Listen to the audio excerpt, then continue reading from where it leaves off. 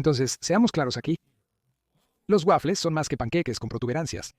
La inclusión del azúcar y la mantequilla en la masa y luego cocida en la plancha para waffles significa que el exterior se carameliza, dando esa mezcla perfecta de crujiente y esponjoso. Por supuesto, todos esos cuadros contendrán una cornucopia virtual de coberturas. En una encuesta reciente, 4 de cada 10 estadounidenses de todas las demografías dijeron que elegirían los waffles sobre cualquier otro elemento del menú de desayuno.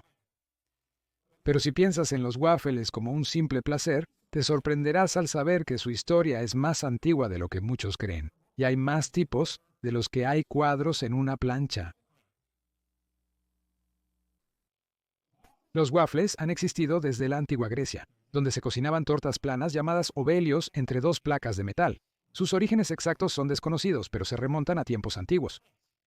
La revista Smithsonian escribe que los usuarios los sostenían sobre un fuego abierto o en el hogar e intentaban no quemar los waffles o a sí mismos. El sitio web de historia de la comida Food Trail da 2 posibles etimologías para el nombre. Una es que los pequeños pasteles planos se vendían por un óbolo, una moneda griega de cobre o bronce valorada en una sexta parte de una dracma. Un segundo posible origen para el nombre es el latín oblata, que significa ofrenda, algo que seguiría más de cerca la evolución de la golosina. En cualquier caso, los ovilios griegos no eran gofres como los reconocemos hoy y se describen más como protogofres. Según Food Trail, estos antiguos ovelios eran salados, típicamente sazonados con queso y hierbas, a diferencia de su versión dulce, que es bastante conocida mundialmente en la actualidad. Los ovelios se hacían con harina, agua y posiblemente huevo, pero carecían de agente leudante y de los agujeros cuadrados que definen a los gofres actuales. La producción de ovelios se expandió a Europa, pero sin agente leudante. De hecho, el gofre se difundió como una oblea de comunión. El sitio web YouCatholic explica que durante los siglos IX y X en la Europa medieval, sobre un fuego abierto, una mezcla de pastel de harina, agua o leche, y a menudo huevos, se cocinaba entre las 2 placas de hierro del ostius o los hierros ubleus. El producto de ambos se conocía como obleas. El primero tenía placas de hierro con imágenes de Cristo y su crucifixión, mientras que el último mostraba una mayor variedad de escenas bíblicas en un tamaño considerablemente más grande. El producto era tan popular que, según YouCatholic, en 1270 se formó un gremio de oubliette. Según Tasting Table, para el siglo XIII las castañas eran un alimento común en toda Europa, disfrutado por nobles y campesinos por igual. Un libro de cocina parisino de 1393 contiene una receta para cordero.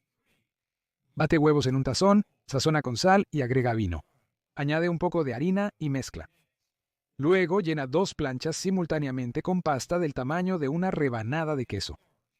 Luego cierra la plancha y cocina a ambos lados. Si la masa se pega a la plancha, cubre la masa con un trozo de tela empapado en aceite o grasa. El problema de la masa pegándose en la plancha sigue siendo molesto actualmente. Según The Kitchen, durante la Edad Media y el Renacimiento, las obleas eran consumidas por todos los segmentos de la sociedad, desde campesinos hasta reyes, aunque a menudo se usaban como hostia en las ceremonias eucarísticas. A menudo se consumían en relación con ocasiones religiosas y días de santos.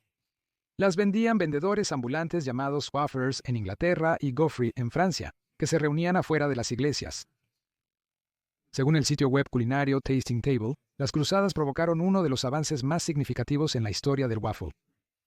Los cruzados trajeron especias del Medio Oriente, como canela y jengibre. Tasting Table concluye, los cocineros comenzaron a condimentar su masa de oubliette, y no debería sorprender que superaran la tradicional oblea insípida. Los diseños de las planchas utilizadas para cocinar oublettes podrían ser bastante elegantes. Según Smithsonian, las planchas para obleas históricas revelan que, al igual que hoy, podrían ser obsequiadas como regalos de boda o personalizadas con escudos heráldicos y símbolos de imágenes o animales. El cambio de los diseños elegantes al familiar diseño de cuadrícula ocurrió en el siglo XV, probablemente originado por las obleas holandesas. El arte del siglo XVI reflejó claramente la cuadrícula familiar. Este patrón le dio su nombre a las waffles. La etimología de ambas palabras, oblea y waffle, probablemente data del medio holandés o del medio bajo alemán, waffel, que significa panal. Sin embargo, estas aún difieren de las waffles actuales. Notablemente no tenían agentes leudantes. De hecho, los agentes leudantes utilizados en los waffles modernos, bicarbonato de sodio y polvo de hornear, recién estuvieron disponibles en el siglo XIX. El uso de agentes leudantes probablemente comenzó en el siglo XVI al hacer waffles con levadura de cerveza. Una receta británica del siglo XVIII demostró la dificultad de usar levadura de cerveza o barm, al requerir que la masa se cubra y coloque junto al fuego por 2 horas antes de hornearla en la plancha. La receta era bastante rica, incluyendo medio pinta de crema, 1/4 de libra de mantequilla, media libra de harina y 3 huevos, así como una cucharada de vino fortificado. Aunque se asocian con los holandeses y belgas, los waffles eran populares en toda Europa. Food Trail explica que para el siglo XVI, la mayoría de los pasteleros parisinos se habían establecido en la Rue de Oublier, en la ciudad. Los aprendices vendían oubliette y otros pasteles día y noche, gritando «Voilà le plaisir, madame» o «Aquí está el placer, señoras», por lo que los oubliettes se conocieron popularmente como plaisirs. Esa tradición perduró hasta el siglo XX. Los waffles eran populares entre los holandeses y fueron encontrados por los peregrinos durante su tiempo en Leiden. Según Time, los waffles llegaron a América con los primeros colonos. Los waffles llegaron a los Estados Unidos, con los peregrinos, quienes los probaron en Holanda camino a Massachusetts. En este nuevo mundo, los waffles encontraron su complemento ideal cuando los Algonquin enseñaron a los colonos europeos a cosechar y hacer jarabe de la savia del arce. Los waffles eran populares en la América colonial. Según el sitio web Manuscript Cookbook Survey, William Livingston, quien luego sería el primer gobernador de Nueva Jersey, asistió a una cena llamada Waffle Frolic en 1744. Thomas Jefferson se aficionó a los waffles cuando era embajador de Estados Unidos. Según la leyenda, el ministro en Francia trajo la primera plancha de waffles de mango largo a los Estados Unidos. Según la Asociación de Horneado en Casa, entre 1801 y 1803 Jefferson sirvió a su secretario, Meriwether Lewis, un waffle elevado con levadura. La elaboración de waffles se simplificó en el siglo XIX con el desarrollo de los primeros polvos de hornear estables en estantería por parte de los químicos, una mezcla de bicarbonato de sodio y crema de tártaro que actuaron como agentes leudantes más fáciles de usar. Aún así, los waffles tenían un problema que existía desde los antiguos griegos: las planchas. Según la revista Smithsonian, las antiguas planchas para waffles eran difíciles de usar. Eran pesadas y engorrosas, y el usuario a menudo se quemaba. Las asas de madera se chamuscaban, al igual que los waffles, ya que no se podía comprobar si estaban cocidos. El problema fue resuelto por Cornelius Swartwout, quien patentó una nueva plancha para waffles el 24 de agosto de 1868. Según Smithsonian, su plancha fue la primera para waffles que se colocaría fácilmente en una estufa de madera e incluía un asa para abrir, cerrar y girar el dispositivo sin quemarse. El 24 de agosto, fecha de la patente, se celebra como el Día Nacional del Waffle en Estados Unidos. Otra mejora llegó cerca del año 2000. El sitio web culinario Grub Americana señala que los prototipos de gofreras eléctricas fueron fabricados por Westinghouse y General Electric para 1900. Pero no tuvieron éxito porque la tecnología de los elementos de calefacción todavía era muy joven. La primera gofrera eléctrica comercialmente exitosa fue producida por Simplex Electrical Heating de Boston, Massachusetts. Otros fabricantes luego comenzaron a producir modelos eléctricos, lo que llevó a lo que Grub Americana llama una edad de oro de las gofreras entre los años 20 y los 50. La primera mezcla de panqueques lista para usar fue producida por Pearl Milling en 1889.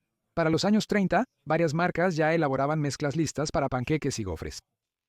Entre ellas estaba una empresa de los hermanos Frank, Tony y Sam Dorsa de California, quienes en 1935 comenzaron a producir una mezcla lista para gofres, principalmente para restaurantes.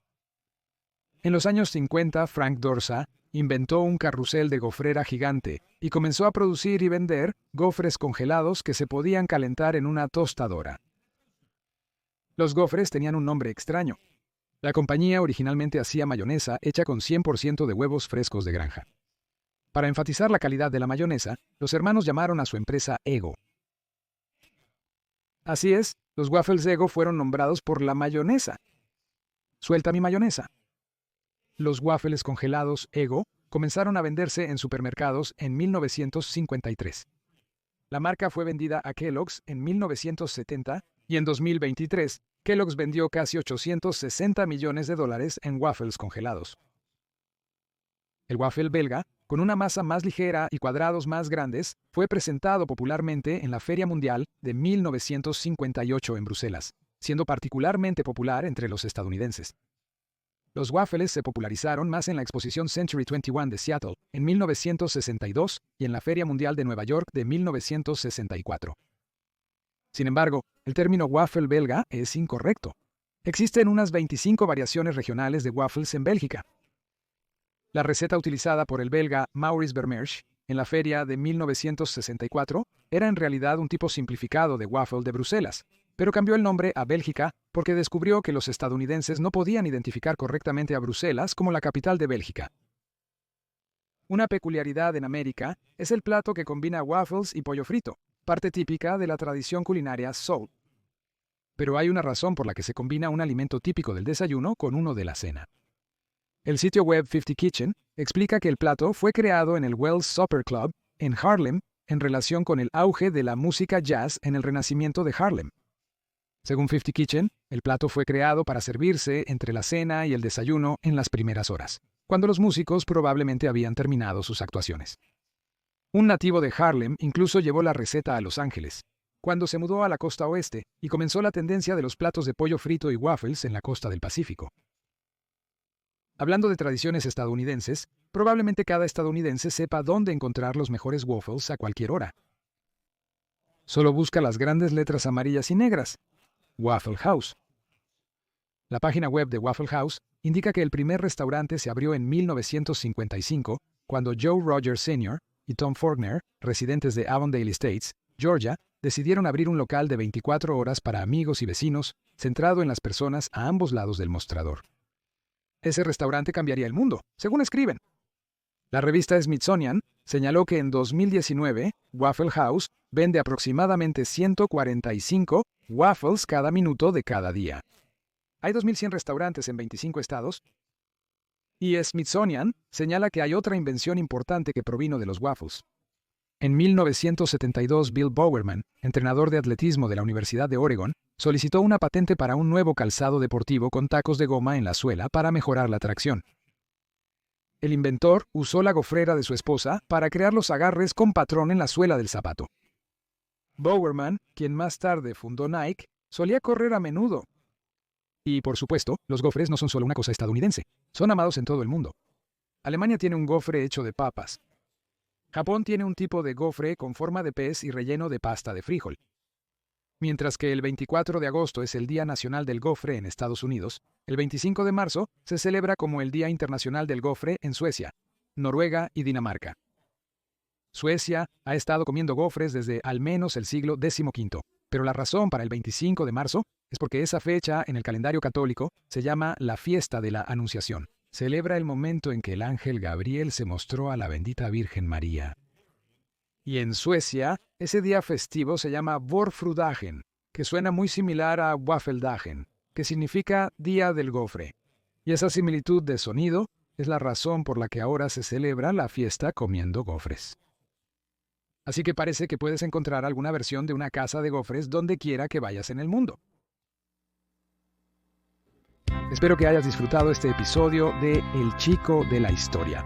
Si te gustó, dale me gusta, suscríbete y compártelo con tus amigos. Y si también crees que la historia merece ser recordada, entonces puedes apoyar a El Chico de la Historia como miembro en YouTube, como seguidor en nuestra comunidad y locales, o como patrocinador en Patreon. Visita nuestra tienda de mercancías y reserva un mensaje especial de El Chico de la Historia en Cameo.